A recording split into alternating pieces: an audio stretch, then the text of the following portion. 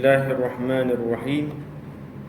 الحمد لله رب العالمين، والصلاة والسلام على أشرف المرسلين وعلى آله وصحبه أجمعين. قال سبحانك لا علم لنا إلا ما علمتنا إنك أنت العليم الحكيم، ولا حول ولا قوة إلا بالله العلي العظيم. قال رب اشرح لي صدري ويسر لي أمري واحلل عقدة من لساني يفقه قولي. رب زدنا علما نافعا وارزقنا فهما واسعا. اللهم أحسن خلقنا وأفصح ألسنتنا وسدد به لساني واهد قلبي بحق سيدنا ومولانا محمد وعلى آله وصحبه والتابعين. Alhamdulillah, puji-pujian kehadrat Allah Subhanahu wa taala kerana dipertemukan lagi kita pada malam ini menyambung kuliah Maghrib mingguan di Masjid Dal ni, Masjid Mukim Dal, dengan kitab Bidayatul Hidayah. Setelah kita berehat selama 3 bulan, kita berhenti hari tu, hari Sabtu 14 hari bulan 3, 18 hari bulan tu PKP, 14 hari bulan 3 kita berhenti hari tu. Jadi Alhamdulillah, maknanya masalah perai dengan penyakit ni sudah, kita kira sudah berjaya dan sudah selesai lah. Walaupun di negara-negara yang mana masih ramai lagi yang mati, masih ramai lagi yang terkena, terjangkit dengan penyakit ni. Jadi Alhamdulillah kita, yang ni kita lah, negara kita ni dapat maknanya melawan penyakit ni dalam tempoh selama 3 bulan. Jadi kita sambung kitab kita, muka surat 150. Muka surat 150, perenggan yang pertama. Dalam tajuk cara-cara mengatasi ataupun cara-cara meninggalkan maksiat batin. Cara-cara lagu mana nak menjauhkan diri kita agar kita ni tidak terjerumus dengan melakukan maksiat batin, iaitu maksiat hati. Dan kita berada di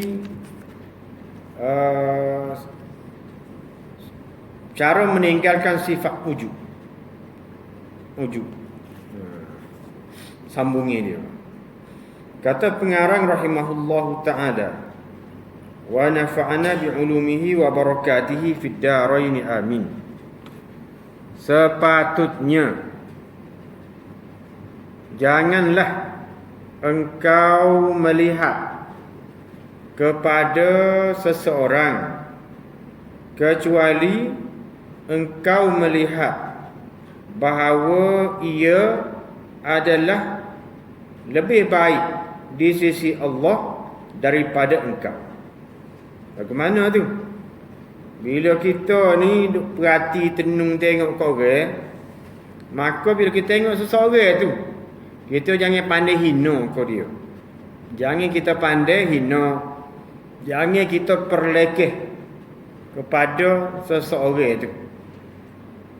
Dan kita kena ingat, kita kena kira bahawa orang yang kita kelih tu ialah lebih baik daripada kita. Lebih baik daripada kita. Kita kena pandai gitu. Kita kena pandai kita ni lemah daripadanya. Kita kena kira kita ni kurang daripada dia tu. Dan ia mempunyai beberapa kelebihan. Kita kena pandai, kita kena ingat bahawa dia ni ada banyak kelebihan. Walaupun kita rasa kita ni ada kelebihan, tetapi kita kena Kira bahawa dia tu banyak lagi kelebihan daripada kitanya. Maka yang pertama,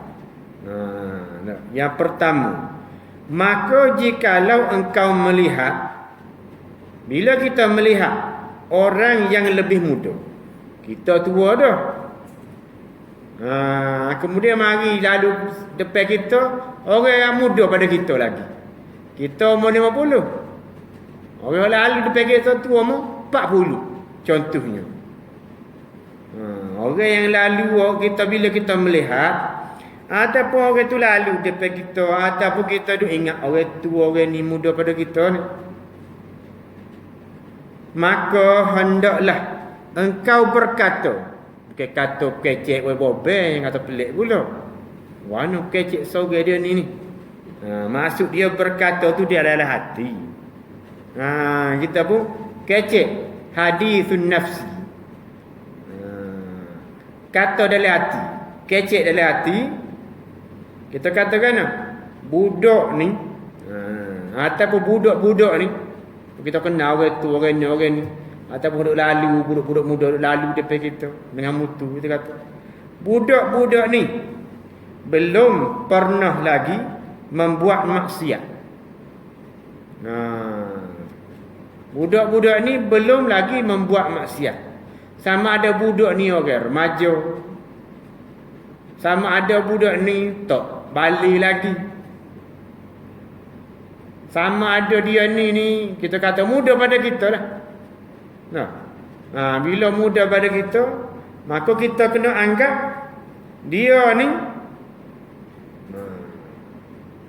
tak buat maksiat, kurang melakukan maksiat, ataupun dia ni tak buat maksiat langsung. Sebab apa? Dia tak balik lagi. Walaupun dia ada buat maksiat, jadi aku mana? Ibu bapuknya yang kena tegur. Kena ajar, tak boleh nak biarkan. Jadi dosa tu ditanggung oleh ibu bapuk dia. Jadi budak tu ada dosa dah. Tak ada lagi lah. Sebab dia tidak balik lagi.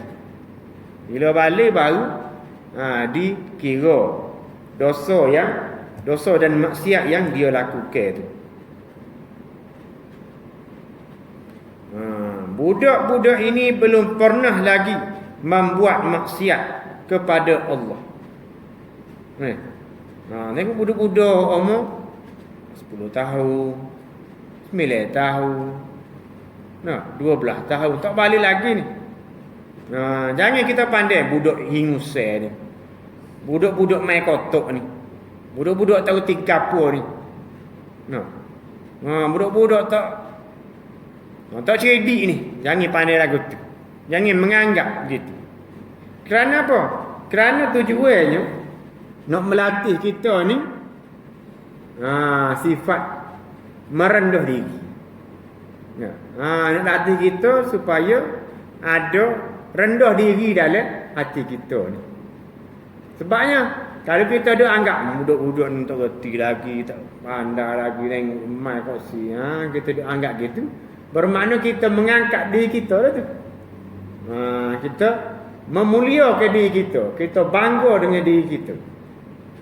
Maka akan timbul di situ pula sifat takabur pula, sifat sombong, sifat agah, sifat rasa mulia diri. Tu tujuan dia tu.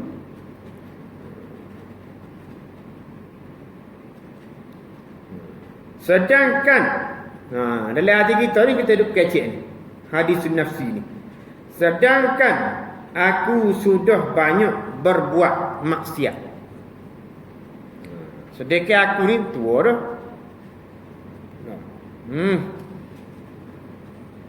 Macam-macam maksiat dah buat.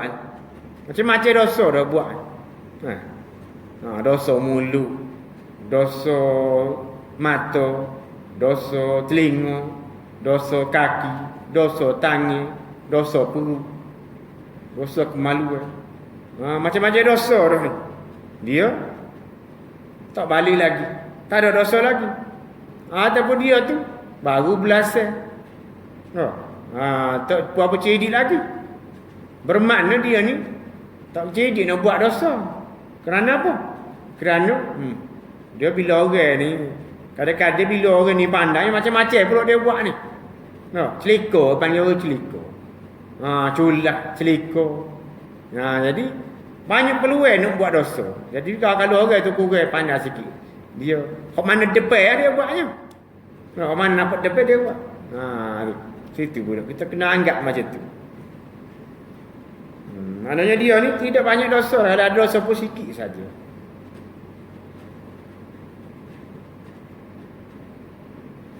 Sedangkan aku sudah banyak berbuat maksiat, maka tidak syak lagi bahawa ia budak-budak tu, ia orang yang lebih muda daripada kita ni, ia lebih baik daripada aku. Biar main rasa rendah tak mau kita. Biar main rasa rendah. Bila kita berjumpa dengan orang yang lebih muda, bila kita berjumpa dengan budak, kita kena anggap dia tu lebih baik daripada kita. Walaupun kita ni banyak beristighfar, banyak melakukan amal kebajikan, walaupun kita ni banyak bertaubat, kita tidak tahu adakah taubat kita diterima, adakah istighfar kita ni Tuhan ampun ke dosa kita, tak tahu tu. Enggak gitulah. Itu yang pertama. Yang kedua pula, dan apabila engkau melihat orang yang lebih tua pula, kita muda, tengok orang lebih tua daripada kita pula, ataupun kita duk ingat dia ni tua pada kita, dia ni tua pada kita, ataupun kita tak kenal pun, dia lalu depan kita, tua tu. Tu. Maka hendaklah engkau berkata pula dalam hati. Berkata mana dalam hati? Katakan orang yang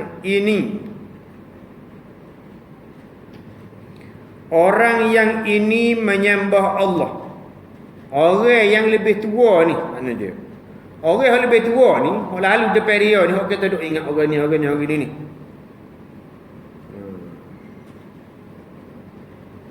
Menyembah Allah, yakni beribadat, melakukan amal ibadat kepada Allah lebih dahulu daripadaku. Dia tua dah pada kita. Bermakna dia ni lama dah lah semayanya, puasanya, bersedekahnya, datang ke masjidnya, macam-macam ibadat dia buatnya. Muka dia dah tua. Ada pun kita muda, kurang lagi, kurang amal ibadat.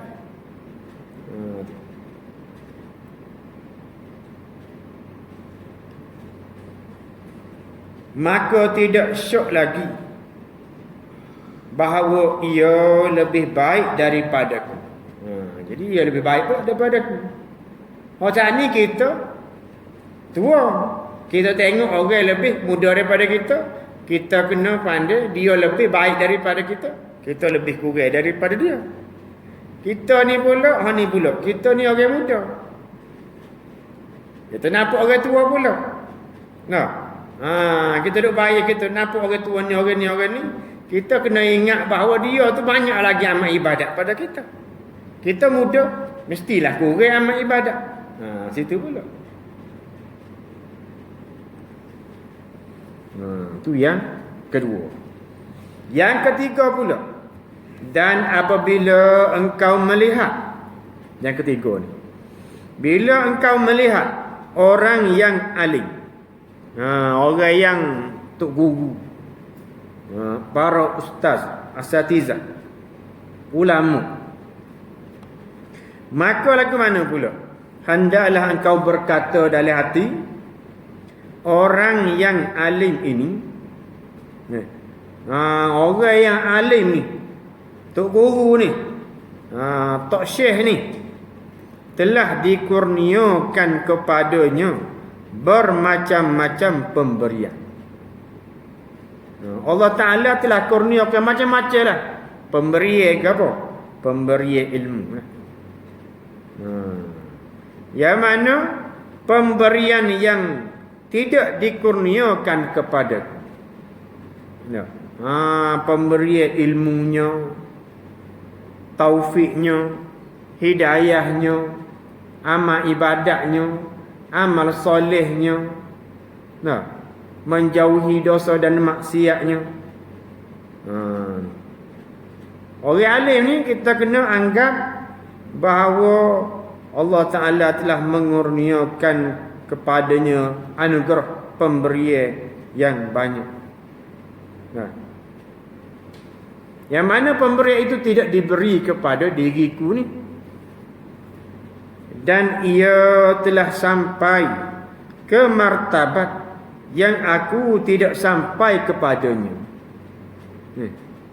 Dia mempunyai darjat, dia mempunyai martabat, dia mempunyai pangkat. Yang mana pangkat ni aku tak ada pangkat ni. Tujuannya ke apa? Tujuannya supaya kita memuliakan orang alim. Kita memuliakan orang alim. Kita menghormati orang alim.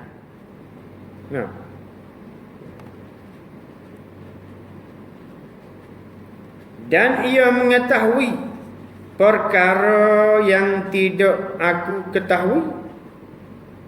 Dia mengetahui. Jadi dia ni alim ke? Orang berilmu. Orang yang berilmu. Jadi dia mengetahui banyak perkara yang mana aku tak tahu. Aku tidak sampai kepadanya. Maka betapa aku sama dengannya. Maka betapa, bagaimana masuk betapa tu? Bagaimana? Bagaimana aku nak sama martabat dengan dia? Bermaknanya kita rendahkan diri juga. Kita rendahkan diri kita juga. Dia ni orang alim. Mesti dah dia ni ilmu banyak, amal takwa pun banyak, amal ibadat pun banyak, amal soleh pun banyak. Betapa? Betapa tu mana bagaimana? Kaifa. Betapa tu mana? Bagaimana? Kaifa. Bagaimana aku nak sama dengan dia? Mestilah tak sama. Mestilah tak sama dengan dia. Di sini supaya kita menghormati orang-orang yang alim, para ulama, dan kita meletakkan dia, kita meletakkan dia di tempatnya. Jadi kita menghormati dia kena pada tempat dia. Macam tu. Itu yang ketiga.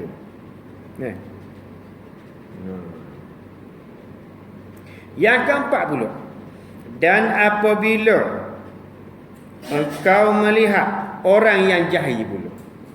Ni tanya orang alim. Ni orang jahil pula. Ingat nama Bu Soso tahu. Tadi kita orang tua tengok orang muda. Yang kedua kita orang muda tengok orang tua. Yang ketiga kita ni orang biasa tengok orang alim. Yang keempat ni kita orang biasa tengok orang jahil. Tu. Ingat sesuatu. Okey, boleh lagu ni. Bila kita muka ni, kita duk temu sama ni. Sama ada kita ni orang tua, kita akan temu orang muda. Kalau kita ni orang muda, temu orang tua. Patut orang alim ada. Temu sama nampak orang tua orang ni. Tok guru ni, tok guru ni, tok guru ni, tok seh ni, jumpa. Kemudian orang jahil pula kita tahu dia tu jahil. Kita tahu lah bagaimana kita ni duk selidik dia, duk cara ni jahil ni betul. Jadi kita tahu dengan sekadar secara umum lah, secara umum. Bagaimana pula bila kita melihat orang yang jahil pula? Maka hendaklah engkau berkata, orang yang jahil ini berbuat maksiat akan Allah. Jadi orang yang jahil ni, jahil ni serta dia ni orang yang lobby lah kita kata tu. Sagi lebah. Lebah ni orang jauh dah. Orang yang tahu pasal agama. So lagi lobby. Nah, tu jahil situ maksudnya lebih jahil dengan sebab dia tak ada ilmu. Jahil dengan sebab dia ni bila tak ada ilmu dia melakukan dosa. Tetapi orang ada ilmu pun buat dosa juga. Kita kata dah. Tu. Jadi kita tak sininya orang yang jahil. Jahil ni umum lah. Jahil dengan sebab tak ada ilmu. Biasa kalau jahil kan tak ada ilmu. Kita kata jahil ni apa? Jahiliyah. Orang Arab sebelum Islam di Mekah, sebelum datang Nabi Muhammad, mereka ni digelar orang jahiliyah. Sebab tahu ketiga pun sekarang ikut dia tembok belakang, kita kata tembok belakang ikut nuk. Tak ada kira dosa pahala apa lah, muka tak ada hukum hakim agama masa tu. Agama Islam ni yang sebelum tu lama dah tikahnya. Begitu. Dan apabila engkau melihat orang yang jahil, maka hendaklah engkau berkata orang yang jahil. Kita pun kata dalam hati kita bahawasanya orang yang jahil ni berbuat maksiat. Yang nak dikehendaki di sininya sebab dia ni melakukan maksiat akan Allah, yakni kepada Allah, dengan sebab kejahilan dia. Mungkin dia tak reti, dia tak tahu juga. Dia tak tahu.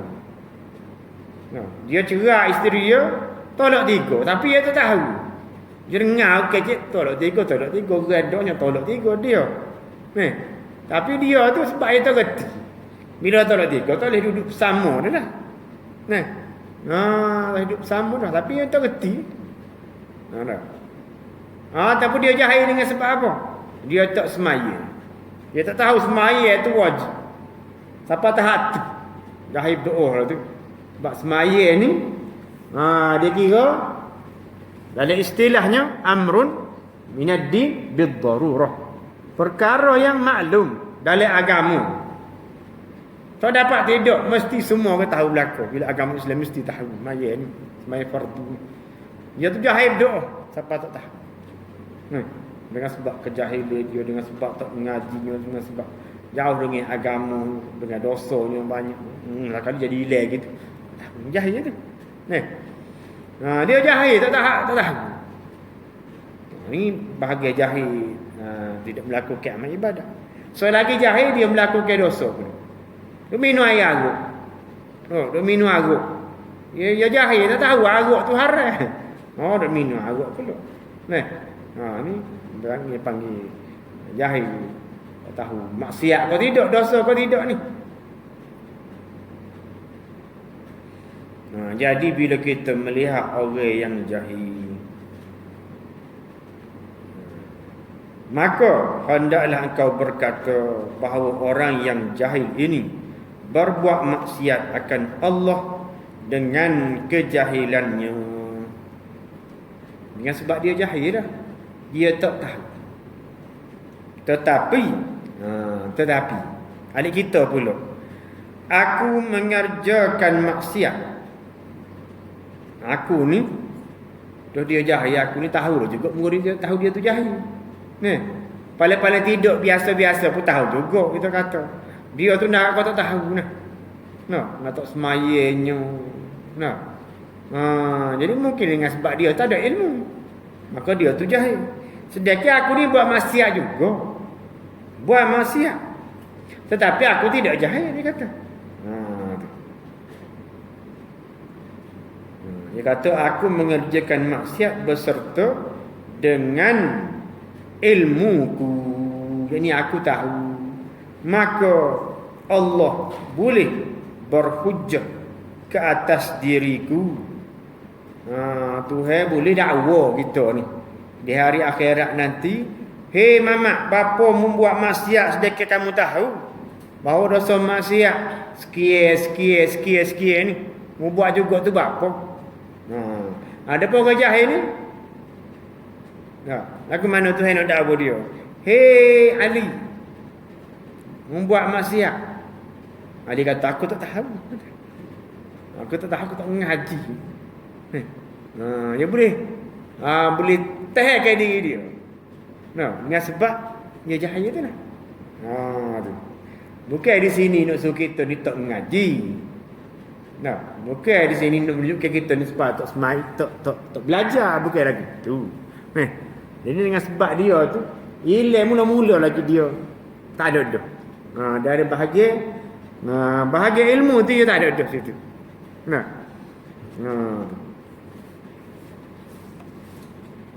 Jadi salah lah. Salah dia. Salah orang yang jahil ni sebab dia tak mengaji. Sebab itulah. Sekiranya ada orang yang mengajar, kita tu jahil, kita tak pergi mengaji, dosa tak pergi mengaji tu. Ada peluang untuk belajar, kita tak belajar. Cuma dekat dengan masjid, tapi kita tu jahil, tak reti, tak pergi mengaji, punya berdosa tu. Tu.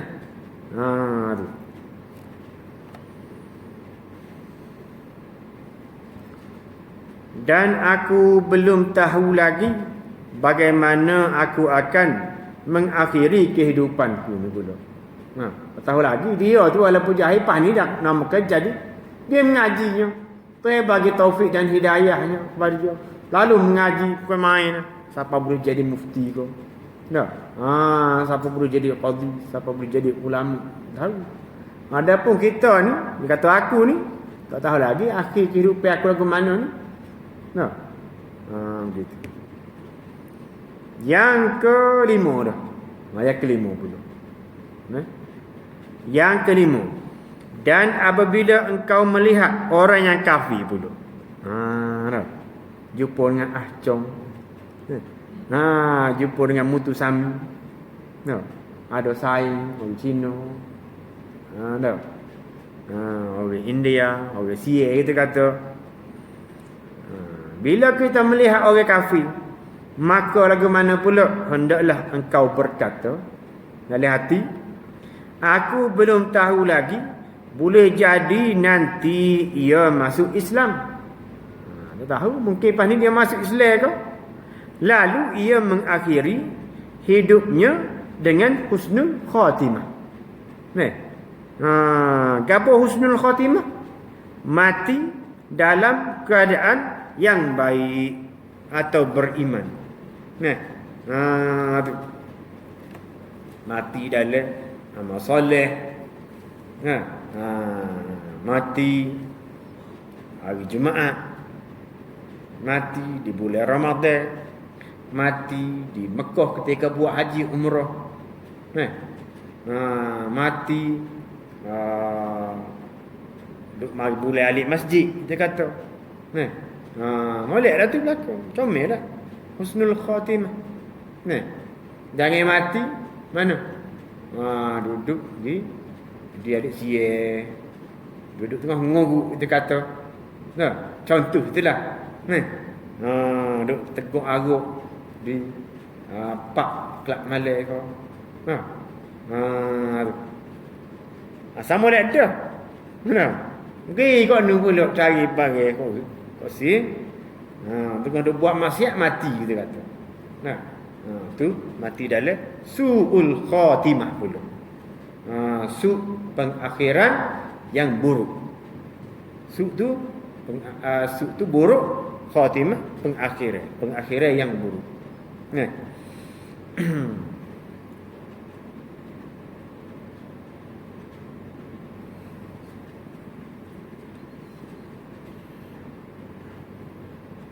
Dan dengan sebab dia masuk Islam, dan dengan sebab orang kafir itu masuk Islam, ia telah keluar daripada dosa-dosanya.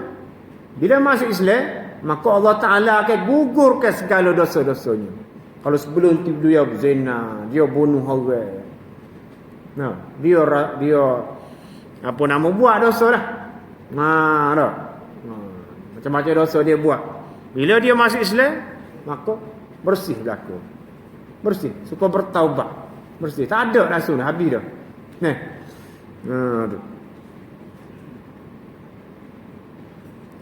keluar daripada dosa-dosanya kerana sebab masuk Islam tu, seperti keluarnya sehelai rambut daripada bancuhan, yakni adunan roti. Cabut rambut daripada adunan roti. Rambut tu warna hitam, adunan roti tu warna putih. Jadi cabut tak ada langsung hitamnya. Tak ada, putih saja dah. Tu.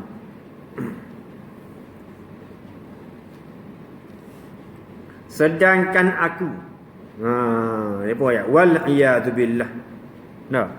Minta kita dipelihara. Mudah-mudahan Allah Ta'ala memelihara kita. Boleh jadi. Boleh jadi berubah menjadi sesat setelah mendapat petunjuk. Maka dengan sebab tu aku menjadi kafir. Minta jauhlah. Tapi kita kena sentiasa takutlah. Kita sentiasa takut, khauf, takut. Takut jadi sesat. Tak tahu lah. Jadi sesat. Orang mari dakwah kita, mari tarik kita, mari suruh kita ni jadi rosak. Jadi rosak akidah. Dan kehidupanku akan diakhiri dengan su'ul khatimah, iaitu mati dalam keadaan yang kafir ataupun mati dalam keadaan yang buruk. Tu. Jadi su'ul khatimah, mati dalam keadaan buruk lah. Sama ada buruk tu fasik, sama ada buruk tu kafir, sama ada buruk tu sesat. Tu umum lah tu. Jadi dalam keadaan ni mati dalam keadaan kafir lah. Berat kali dah. Mati dalam fasik tu maknanya walaupun fasik, dia mati dalam keadaan berdosa, dimasukkan ke dalam neraka dulu, kemudian keluar daripada neraka masuk syurga. Kalau mati dalam keadaan kafir, mati tu masuk neraka kekal sampai selama-lamanya lah. Begitu. Maka orang kafir tu, kita duduk sayang, kita duduk perhati dah. Maka orang kafir ini pada hari kiamat nanti akan dikumpulkan bersama dengan orang-orang yang muqarrabin, dengan orang-orang yang beramal soleh, orang yang dekat dengan para nabi, para sahabat, para syuhada, para solihin. Akan diseksa di dalam api neraka. Kita kena takut begitu. Kita kena takut dan kita kena mengharap ke. Kita kena mengharapkan agar amal soleh kita ni diterima oleh Allah Subhanahu Wa Taala. Kita kena harap agar amal ibadat yang kita lakukan itu sah. Sah. Sebagaimana yang kita buat tu berdasarkan daripada ilmu lah. Ilmu yang kita mengaji, ilmu yang kita pelajari, ilmu fiqhnya, ilmu usuluddinnya, ilmu tasawufnya. Betul molek kita buat sekadar mana yang kita buat itulah.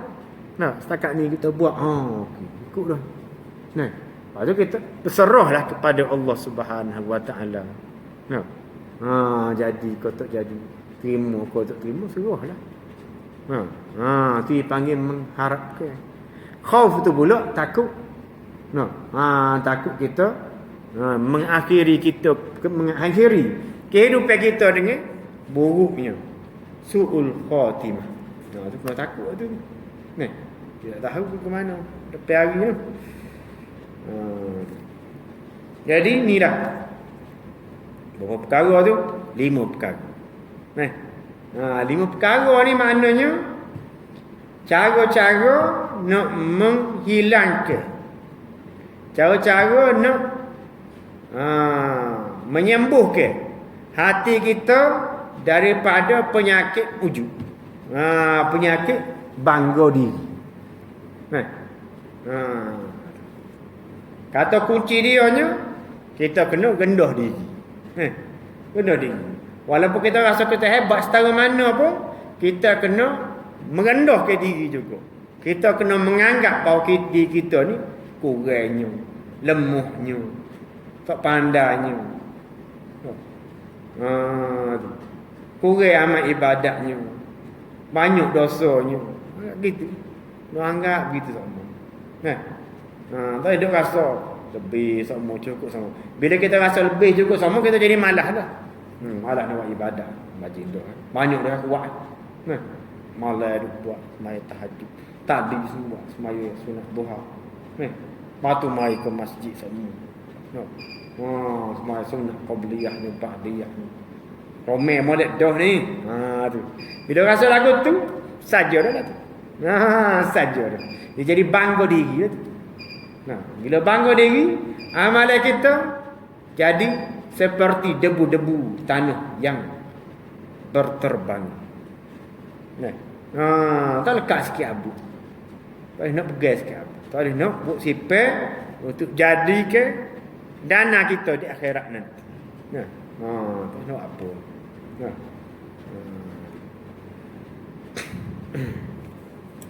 Jadi kita berhenti situ dulu. Oleh sebab lah ni dia risau tu kena berhenti dah. Ya.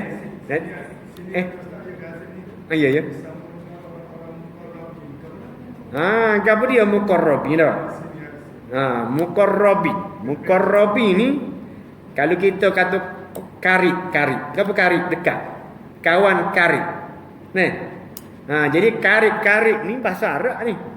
Daripada karib qaruba muqarrabi.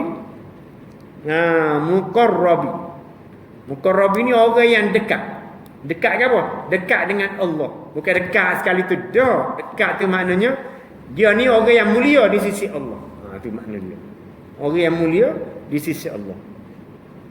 Jadi siapa orang yang mulia di sisi Allah? Nabi, Rasul,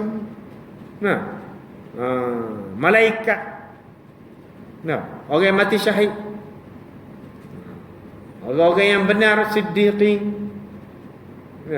Orang-orang yang soleh. Itu makna muqarrabin tu. Ni. Muqarrabin. Maliklah. Dia kena tanya. Walaupun ayat dah tadi mungkin terlepas dah. Ayat dah muqarrabin tu terlepas dengar tu juga. Jodoh maliklah. Bagaimana ingat kau dengar dah. Yang dia. Biasalah tu. Dia kata